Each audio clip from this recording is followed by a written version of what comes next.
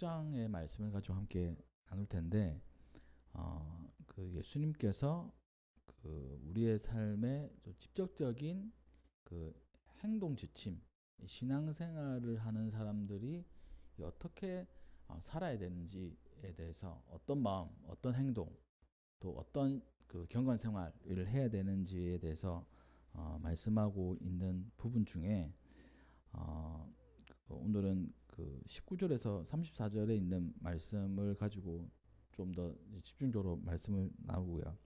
이 다 다루려고 하다 보니까 시간이 너무 길어질 것 같고, 그래서 마태복음에 있는 말씀들 가운데 우리가 한 장씩 이렇게 살펴볼 때 그 장에서 중심되는 그 메시지들을 함께 나누고자 합니다. 6장 먼저 살펴보면, 그 먼저는 1절부터 그 4절까지의 그 구제함, 남을 돕는 행동에 대해서 어떠한 마음, 어떠한 행동을 해야 되냐라고 했을 때, 하나님께서 그 예수님께서 남 모르게 은밀하게 하라 이렇게 말씀을 하십니다. 이 말은 남을 돕는 것에 있어 가지고 그 많은 사람들이 자신의 그 뭐 업적, 아니면 자신이 좋은 사람이라는 것을 드러내고자 하는 그 외식적인 행동이 있다는 거예요. 우리가 남을 돕는 일들이 뭐 어떤 것들이 있겠습니까? 대개 우리가 남을 도울 때 뭐 그 구제하는 헌금을 한다거나, 아니면 어려운 부분들을 우리가 뭐 행동으로 도와주는데, 이때 당시에 그 사람들에게는 구제 헌금이 있었어요. 그리고 또 구제 헌금을 하는 것을 이제 모금을 하는 것도 있었습니다. 뭐 교회도 그런 경우들이 있죠. 그러니까 산불 피해 났을 때도 그렇고, 또 수해 입었을 때도 그렇고, 그렇게 모금을 하지 않습니까? 그런 것들을 우리가 생각을 하면서 예수님께서 이 6장 1절에 사람에게 보이려고 하지 마라. 하나님 아버지께서 주시는 상이 아니라 사람에게 칭찬받고 이렇게 하면 다른 주님께서 주시는 상이 없다는 거예요. 그리고 2절 말씀에는 구제할 때 외식하는 자가 사람에게서 영광을 받으려고 회당과 거리에서 하는 것 같이 너희 앞에 나팔을 불지 말아라 이렇게 말씀하십니다. 그러니까 나 구제합니다, 나 그 뭐 선행합니다, 이렇게 외식하듯이 사람 많은 데서 막 알리고 이렇게 하지 말라는 거예요. 여기에 나팔을 불다라는 이 말은, 이 제가 찾아본 결과 이게 무슨 뜻일까 해서 찾아봤더니만 세 가지 뜻이 있더라고요. 첫 번째는 그 구제 헌금을 할 때 누군가에게 봐야 되지 않습니까? 그래서 이런 일에 구제를 합니다라고 했을 때 좀 도와주세요 이렇게 해야 되잖아요. 광고를 해야 되잖아요. 광고할 때 나팔을 부는 겁니다. 나팔을 불러가지고 사람들이 모이게 하고, 이러한 구제 헌금 하겠습니다, 뭐 이렇게 제가 이 일을 하는데 동참해 주십시오, 뭐 이렇게 하는데, 그런 의미로 한 가지 있고요. 두 번째는 그 구제 헌금함이, 그 우리도 헌금함이 있는데 모양이 이 나팔 모양이라고 이제 생각하는 그런 분들도 있더라고요. 그래서 구제 헌금을 남에 보이게 하지 마라. 또 세 번째는 우리가 나팔 분다 이렇게, 우리나라도 그런 그 의미가 담겨져 있는데, 나팔을 분다 하면 뭔가 떠들어댄다는 그런 뜻이잖아요. 내가 이렇게 좋은 일을 합니다, 내가 이렇게 선행을 합니다, 나 멋진 사람입니다, 좋은 사람입니다, 이게 떠들어대지 말라는 그런 뜻도 있다고 합니다. 그러니까 하나님 앞에서 하는 거지 남에게 보이지 말라고 말씀하셔요. 오른손이 하는 것을 왼손이 모르게 하여서 은밀하게 해라. 은밀한 중에 보시는 너희 아버지께서 갚으시리라. 이렇게 되어 있습니다.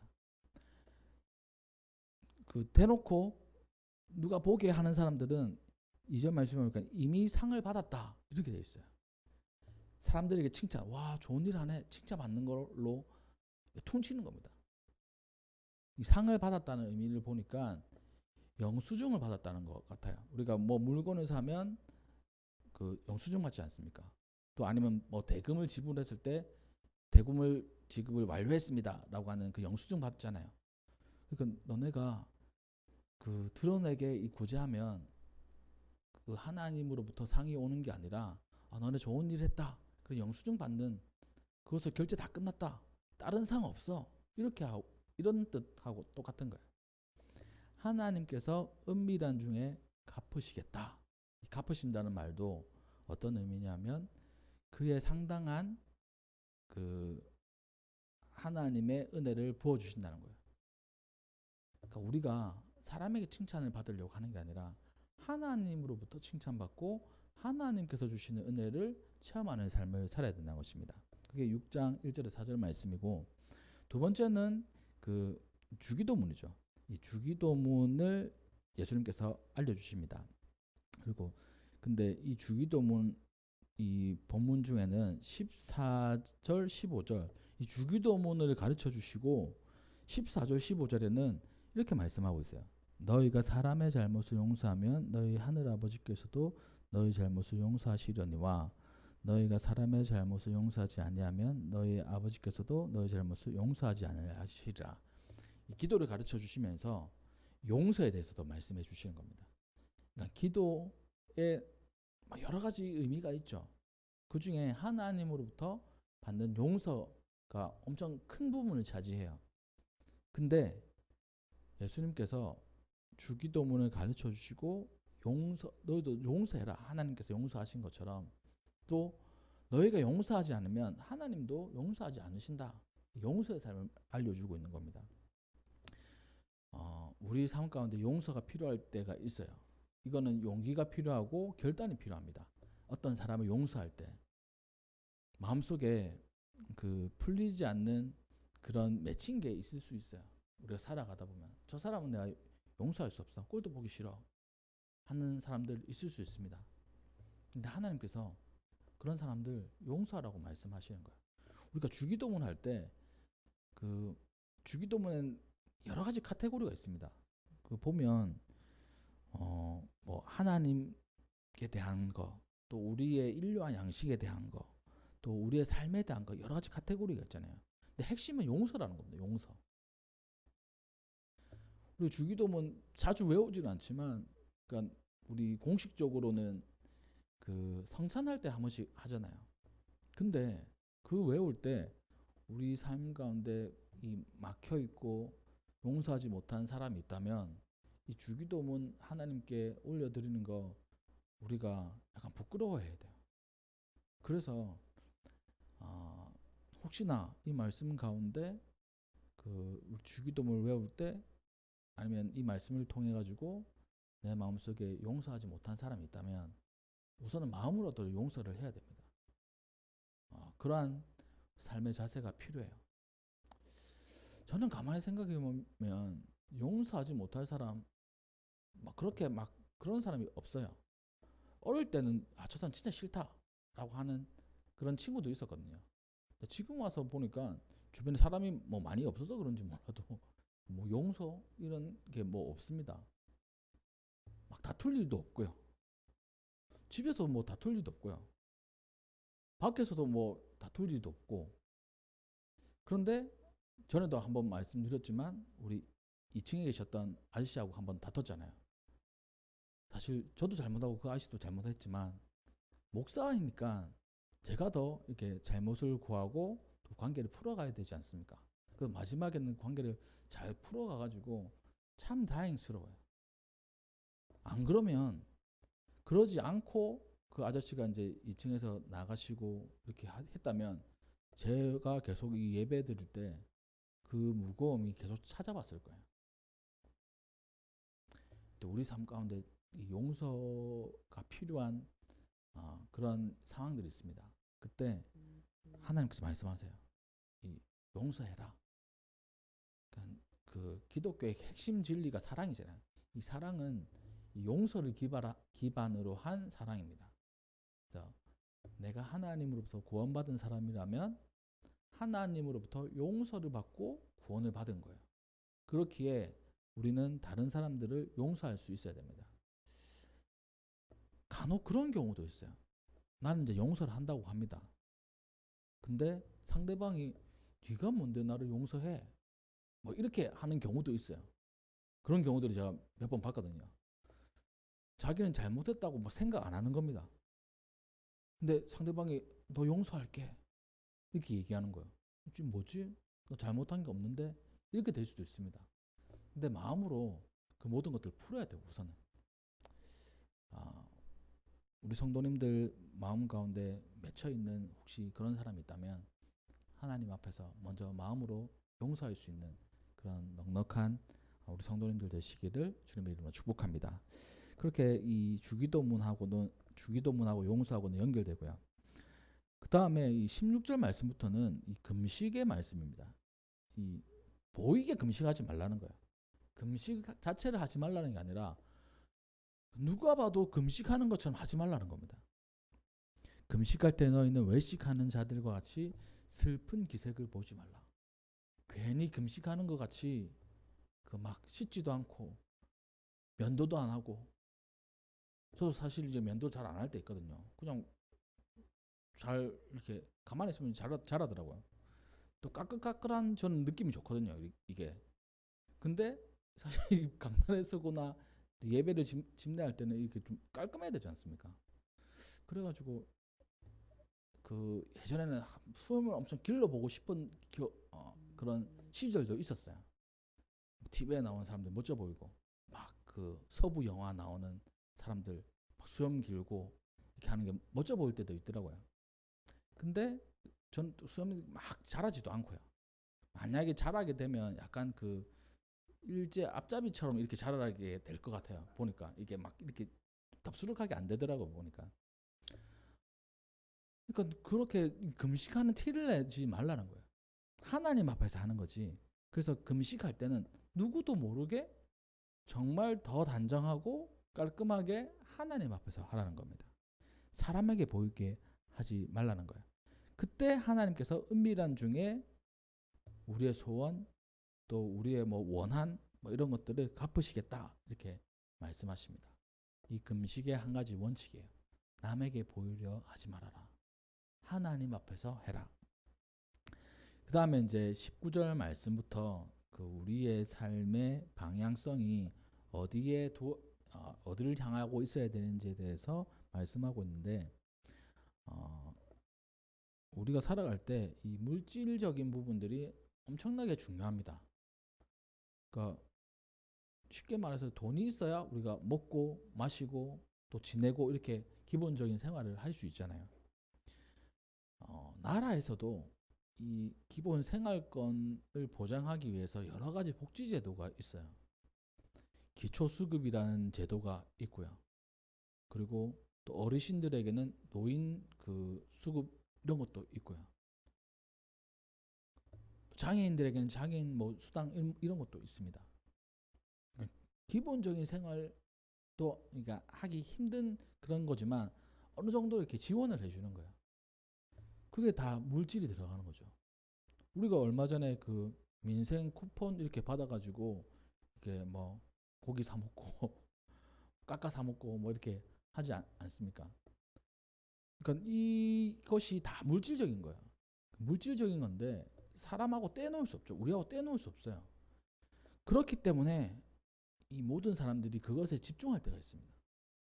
그거 없이 살아갈 수 없는 인생이라고, 조금 많으면 더 많이 갖고 싶고 더 많으면 더 많이 갖고 싶고, 이러한 삶의 모습이 우리 인생이에요. 그러다 보면 하나님께 집중하는 게 아니라 이제 물질에 집중하게 됩니다. 또 그것이 우리를 지켜줄 것이라고 생각하는 거예요. 쌓아두는 거죠. 많이. 그것이 우상이 되어 버립니다. 예수님께서 말씀하십니다. 보물을 땅에 쌓아두지 말고 하늘에 쌓아두어라. 여기 보니까 19절에 땅에 쌓아두지 말라. 거기는 좀과 동록이 해하고 도둑이 구멍을 뚫고 도둑질을 한다. 오직 너희를 위하여 보물을 하늘에 쌓아두라. 거기는 좀이나 동록이 해하지 못하고 도둑이 구멍을 뚫지도 못하고 도둑질도 못한다. 내 보물이 있는 그곳에 내 마음도 있다. 우리의 그 본질을 딱 꿰뚫어 보시는 겁니다. 보물을 어디에 두느냐에 따라서 우리의 마음이 어디에 있느냐, 이것을 하나님께서 예수님께서 정확하게 아시는 거예요. 그렇게 우리는 어디에 이 물질을 두고 살아가는지 한번 생각해 봐야 됩니다. 우리 성도님들은 어떠세요? 이게 참 어렵습니다. 이게 이 물질이라는 부분에 있어가지고 신앙과 이렇게 이 대치되는 경우들 생기거든요. 하나님께 드려야 되는데 나도 좀 써야 되고, 하나님께 다 드리면 나는 만약에 갑자기 아프거나 큰일이 생겨가지고 돈이 들어갈 때 나 어떡하지? 막 이 생각이 들어요. 늘 미래를 걱정하는 사람들 앞에는 뭔가 이 준비되어 있어야 됩니다. 제가 저희 아이들에게 이 물질에 대한 이야기를 할 때 다른 거는 하지 않아요. 저축밖에 얘기 안 합니다. 다 털어 쓰지 말고 뭐 좀 저축 좀 해놔라 하면 얘네들은 예 그렇게 해요. 근데 용돈 받으면 금방 씁니다. 얘네들. 만약에 5,000원을 받았다 그러면 5,000원 금방 써요. 5만 원을 받았다 5만 원 금방 써요. 얘네들. 물론 이 둘째 아이는 잘 쓰지 않습니다. 왜냐면 쟤는 진짜 뭐 똑똑하다고 얘기해야 될지, 내가 먹고 싶은 건 내 돈으로 사 먹는 게 아니라 아빠 엄마한테 사달라고 하면 되는데 왜 내 돈을 써? 이 주의예요. 집에 있는데, 집에 먹을 거 있는데 얘네들은 자기가 돈 있으면 사 먹습니다. 뭐 편의점 가가지고 소세지도 사오고 과자도 사고 음료수도 사와요. 근데 둘째는 없으면 안 먹고 있으면 다 털어먹고 이런 주의입니다. 그래서 돈이 쌓여가요. 제일 부자예요, 우리 집에서. 그래서 저희 아이들 카드가 있거든요. 저희가 거기에 용돈을 이렇게 넣어주는데, 넣어주면 얘네들은 다 뭐 230원 남아있고 500원 남아있고 이런데 쟤는 뭐 10만 원도 있고 막 그렇더라고요. 얘는 뭐 10만 원이 있어. 그러다가 크게 한번 씁니다. 자기 갖고 싶은 거 있으면. 하여튼 그렇게 저축을 하라고 얘기를 하는데, 사실 이 저축이란 게 어떠한 진짜 큰 거 사고 싶을 때 좀 모아가지고 사라는 그런 의미에서 얘기해 주는 거예요. 근데 더 나아가서는 하나님께 드릴 때 하늘 창고에 쌓아두는 이 저축의 방법들을 우리 아이들 좀 알았으면 좋겠어요. 저도 그런 생각이 있습니다. 얘네들 3명이 커가지고 돈 들어갈 거 많잖아요. 제가 보니까 얘는 진짜 어릴 때 하고 지금하고 이 씀씀이가 달라졌어요. 들어가는 돈도 달라졌고, 큰일 났다. 얘네들 더 크면 더 들어갈 텐데 이 생각이 듭니다. 그럼 돈이 좀 있어야 되는데, 근데 고등학교 대학교 가고 3명 다 대학교 가면 대학교 등록금 요즘 장난 아니다던데, 뭐 막내는 학교에서 다 자녀라 가지고 이 장학금을 준다고 해도 이거 어떡하지? 또 얘네들 결혼시킬 때 이 돈 많이 들 텐데 이 생각을 간혹 이렇게 들어요. 그래서 지금부터 모아야 되겠다. 그런 생각도 합니다. 근데 모은다고 제가 얼마나 모을 수 있을까요?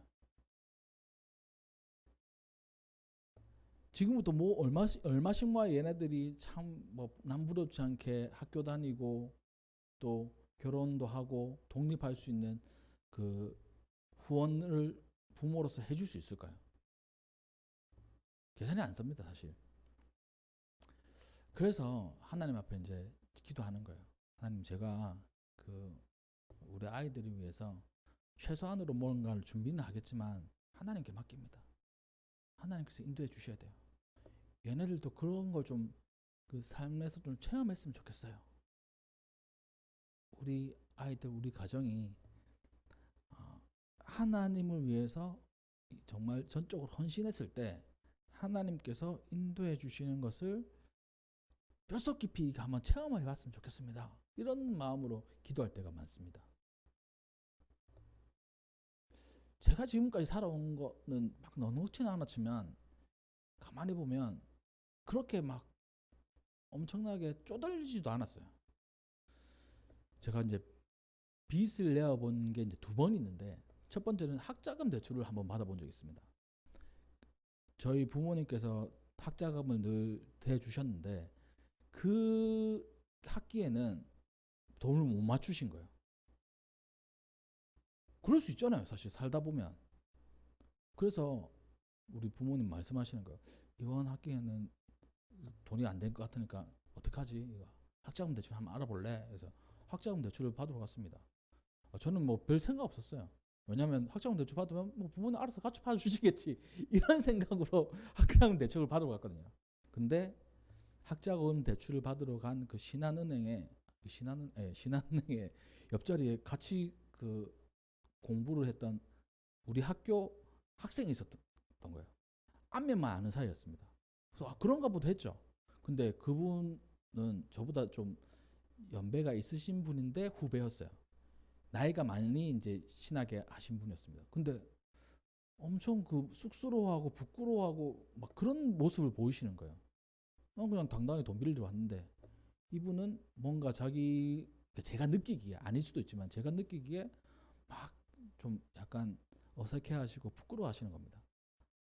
제 생각에는 학자금 대출을 빌리러 온 것에 대해서 부끄러우신 것 같은 그런 느낌이 드는 거예요. 그런 생각이 들 수도 있겠구나. 그때 한번 빌려보고 그 다음에 우리 집 구할 때 참 하나님께서 우리 보금자리를 마련하게 하실 때 저도 여러 가지 생각을 했었습니다. 어떻게 할까? 우리 아이들이 이제 3명 방도 그러니까 그때는 부목사 할 때는 방이 3개였지만 방이 다 작았어요. 엄청 작았어요. 한 방 그냥 옷만 있는 방이었습니다. 그것만 해도 충분했어요. 그리고 다 어릴 때니까 같이 한 방에서 다 같이 자는 겁니다. 다 어리고 뭐 초등학생이고 유치원생이고 하니까. 그러다 이제 커가지고 방도 좀 커야 되는데 어떻게 할까? 창원 내에서 이렇게 한번 봤을 때는 이거 감당할 수 없겠더라고요. 그래서 변두리를 이렇게 쑥 이렇게 했습니다. 어느 한날 저희 아내하고 집을 알아본다고 저기 진영으로 해서 진례로 해가지고 이렇게 오면서 왜 장교까지 이렇게 온 거예요. 그날은 진례에서 방 한번 보고 장교에서 방 한번 보고 그렇게 하면서 뭐 어느 정도 이제 계산을 쓰더라고요. 어느 정도 빌리면 되겠다. 그래서 이제 빌리고 이런 삶을 이제 살아가는 겁니다. 물질하고 우리가 떨어질 수 없는 그런 삶을 살고 있어요. 참 초조하기도 하고 두려운 마음도 생기기도 합니다. 내가 이걸 갚을 수 있을까? 이런 생각도 들어요. 근데 하나님께서 저의 마음속에 이런 그런 믿음을 주셨어요. 늘 제가 얘기하지만 하나님께 전적으로 맡기면 하나님께서 어찌되든 우리 가족, 우리 교회 이끌어 가신다는 겁니다. 신기해요. 제 인생 한번 뒤돌아보면 뭔가 망해야 되는데 망하지 않았어요. 저희 집 한 몇 번 망할 뻔했습니다. 망했었어요, 사실. 근데 제가 지금까지 살아온 인생을 보면 한 번도 그 망한 것 때문에 제 인생의 그 길이 중단된 적이 없었어요. 다 그냥 순탄하게 이렇게 학교도 들어가고 군대도 갔다 오고 복학하고 사역도 끊어지지 않고 하나님 좀 한 달 좀 쉬고 이렇게 사역 시작하면 안 될까요? 이런 마음이 들어가지고 사임을 했는데 그 다음 주 바로 또 다른 사역지로 가고 좀 쉬었으면 좋겠는데요. 할 때마다 하나님께서 저를 참 잘 인도해 주셨어요. 끊어지지 않았어요. 그리고 개척할 때는 제 마음속에는 빨리빨리 개척해가지고 뭔가 시작해야 되는데 그런 마음이 있으니까 하나님께서 한 몇 달 쉬게 해주셨어요. 신기하게도 하나님이 참 잘 인도해 주십니다. 솔직한 마음은 완전히 하나님께 제가 올인했다 이렇게 말할 수는 없을 것 같아요. 아직까지 불안한 게 있습니다. 두려운 게 있어요. 하지만 그 중심의 대부분은 하나님을 의지하고 있습니다. 하나님께서 인도해 주세요. 제 삶을 되돌아보면 그렇습니다. 그리고 많은 신앙의 선배들의 삶을 우리가 배우면 하나님을 전적으로 의지했을 때 하나님께서 결코 버리지 않으신다는 거예요. 보물을 하늘에 쌓아두라. 이거는 헌금을 많이 해라. 이런 거 차원이 다릅니다. 내 삶의 중심이 하나님께 이렇게 딱 집중되어 있는 거예요. 물질에 있어 가지고 두 주인을 섬기지 말라고 이렇게 말씀을 하십니다. 여기에 보면 다 우리의 생각하고 또 비슷한 게 있어요. 25절부터 보면 목숨을 위하여 무엇을 먹을까 무엇을 마실까 몸을 위하여 무엇을 입을까 염려하지 말아라. 공중의 새를 봐라. 심지도 않고 거두지도 않고 창고에 모아들이지도 아니하되 너희 하늘 아버지께서 기르시나니 너희는 이것들보다 귀하지 아니하냐. 너희 중에 누가 염려함으로 그 키를 한 자라도 더할 수 있겠느냐. 들의 백합화를 봐라. 어떻게 자라는지 한번 생각해 봐라. 아무것도 안 하지만 하나님께서 이렇게 키우신다. 오늘 30절 오늘 있다가 내일 아궁이에 던져지는 들풀도 하나님께서 이렇게 입히시는데 하물며 우리일까 보냐. 예수님께서 하나님께서 우리를 향한 은혜에 대해서 정확하게 말씀해 주고 계세요. 하나님을 의지하고 천국의 시민으로 살아가는 사람들 하나님께서 결코 버리지 않으십니다. 끝까지 인도해 주신다는 거예요. 그러면서 우리에게 딱 한 말씀 하시죠. 30절 말씀 마지막 보면 믿음이 작은 자들아. 저는 믿음이 작은 자일 때가 많다는 거예요. 두려울 때가 많다는 거예요. 이는 다 이방인들이 구하는 것이니까 그렇게 구하는 것보다 무엇을 먼저 해야 되냐. 오늘 본문 말씀 너희는 먼저 그의 나라와 그의 의를 구하여라. 그리하면 이 모든 것을 너희에게 더하시리라. 그러므로 내일 일을 위하여 염려하지 말아라. 내일 일은 내일 염려하고 한날의 괴로움은 그날로 족하다. 이렇게 말씀을 하시면서 마무리하고 있습니다. 우리 삶 가운데 물질적인 것, 우리를 참 두렵게 하는 가장 큰 요인이죠. 근데 하나님을 의지하는 사람은 이 두려움에서 벗어날 수 있어야 됩니다. 이 두려움에 사로잡히면 안 돼요. 두려움 마음이 생길 수도 있죠. 어떻게 안 두렵겠습니까? 걱정될 수 있죠. 근데 하나님, 예수님께서 그거 오늘 걱정한 거 내일로는 그 내일 일 가지고는 걱정하지 마. 이 걱정 이 정도로만 끝내.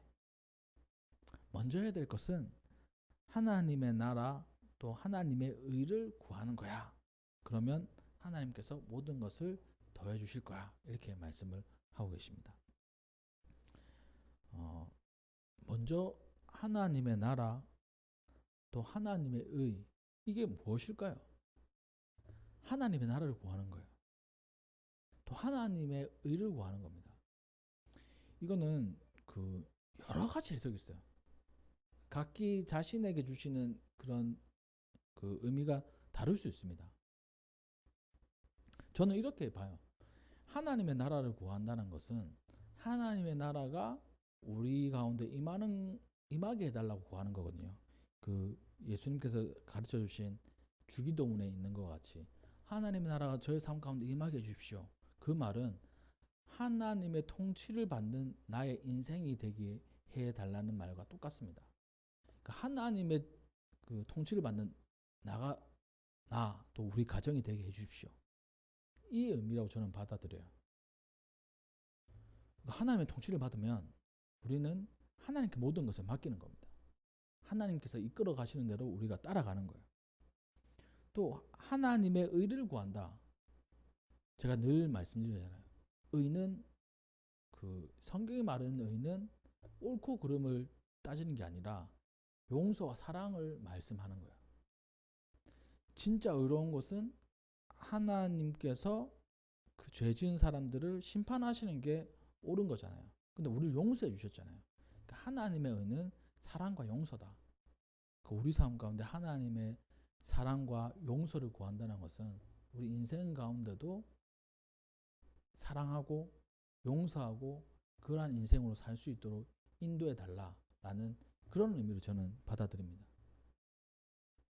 여러 가지 우리 기도 제목들이 있어요. 그럴 때 하나님께서 예수님을 통하여서 말씀하신 것은 어떠한 기도가 우리에게 있어야 될까? 하나님을 온전히 의지하고 하나님의 인도하심을 온전히 따르는 저가 될 수 있도록 도와주세요. 또한 하나님이 나를 용서하여 주셨듯이 또 하나님께서 나를 사랑해 주셨듯이 나도 다른 사람을 용서하고 사랑하게 도와주세요. 이 기도가 꼭 들어가야 된다는 거예요. 또 그런 삶이 우리 삶 가운데 실천되어져야 되고요. 그럴 때 하나님께서 우리 인생을 지켜주시고 또 인도해 주십니다. 필요한 것들 채워주신다는 거예요. 이 모든 것을 너희에게 더해 주신다라고 이렇게 예수님께서 약속을 해 주셨습니다. 제가 이제 한번 살펴봤어요. 저희 아내하고 뭘 살펴봤냐면 우리가 이제 개척을 해가지고 이제 2년 차에 접어들지 않았습니까? 그러면 사실 우리 이거는 이제 새벽에 말씀드릴게요. 이건 방송에 나가는 거라 가지고 하여튼 여러 가지가 있는데 하나님께서 저희들을 망하게 안 하셨어요. 그리고 굶어 죽게 안 하셨습니다. 또 늘 걱정은 조금 있지만 이끌어 가세요. 희한하게, 신기하게 제가 좀 배웠습니다. 그래가지고 이 목회 또 신앙생활 또 하나님을 의지하는 거 이 내 능력 하나도 없어요. 저는 그런 주의거든요. 남에게 도움받지 않고 그냥 자수성 가는 거 그런 게 좀 멋져 보이잖아요. 사실 후원 하나도 안 받고 그냥 교회에서 주시는 사례비로만 또 이렇게 되는 그런 거 사실 사례비도 어떻게 보면 성도님들의 헌금을 통해서 오는 거기 때문에 참 그런 부분들도 제 인생관하고는 좀 맞지는 않습니다. 제 인생관은 제가 뭐 어떻게 일을 해가지고 돈을 열심히 벌고 사역도 하고 뭐 그런 거예요. 제 철학은. 근데 그거를 하나님께서 깨버셨어요. 네가 이 성도님들의 눈물과 헌신 그리고 또 땀 이런 것과 떨어져서 살 수 있겠느냐? 성도님들의 도움 없이 살 수 있냐? 분리돼서 살아갈 거냐? 이런 질문을 저에게 하시는 거예요. 그렇기도 하네요. 저희 초반에 많은 네. 하여튼 하나님께서 이렇게 인도해 주시는 것을 늘 경험하고 있습니다. 자세한 사항은 새벽기도 때 얘기하는 걸로 하고 우리 하나님은 하나님의 백성 결코 망하게 하지 않으십니다. 하나님께 완전히 올인하지 않아도 저를 보면 완전히 올인하는 것 같지 않아요. 사람들이 볼 때는 완전히 올인했네 할지 모르지만 제 마음 깊숙한 곳에는 두려움도 있고 막 그렇거든요. 그럼에도 불구하고 방향성을 하나님께 주었더니만 하나님께서 지금까지 인도해 주셨습니다. 앞으로도 인도해 주실 거예요. 하늘 창고에 보물을 쌓아가야 됩니다. 남에게 보이고자 하는 거 이런 거 없어야 돼요. 하나님 앞에서 우리가 홀로 설 수 있어야 됩니다. 하나님 앞에 우리가 신앙생활 하는 거예요. 남의 시선, 남이 어떻게 생각하는 거 중요하지 않습니다. 하나님 앞에 바로 서나가는 우리 성도님들 되시기를 주님의 이름으로 축복합니다. 그럴 때 이 모든 것을 더해 주시는 하나님의 은혜가 가득할 것입니다. 네, 기도하겠습니다.